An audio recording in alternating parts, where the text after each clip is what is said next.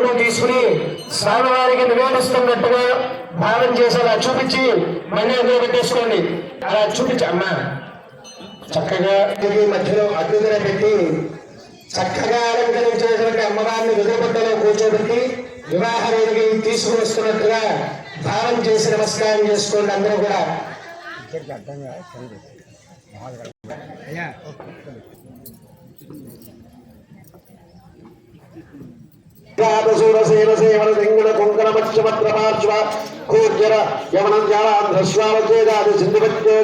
విశేష భాషా భూపాల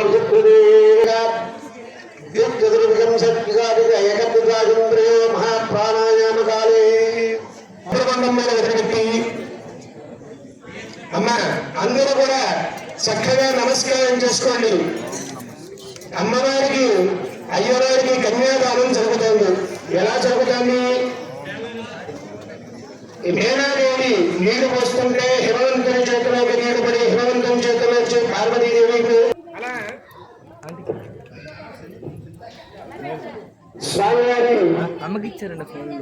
స్వామివారిని అడిగారు.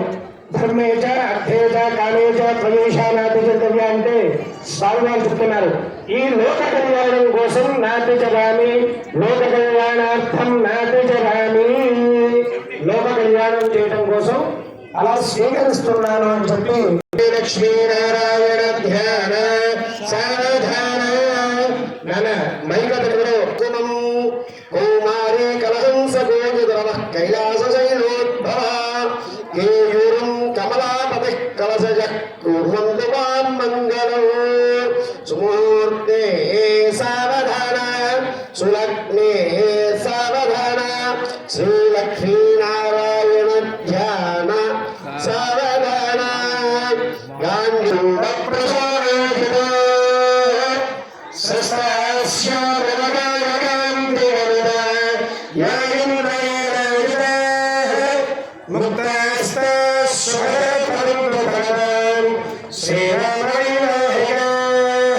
సుమూర్తే సావధాన సులగ్నే సావధాన శ్రీలక్ష్మీనారాయణ ధ్యాన సావధాన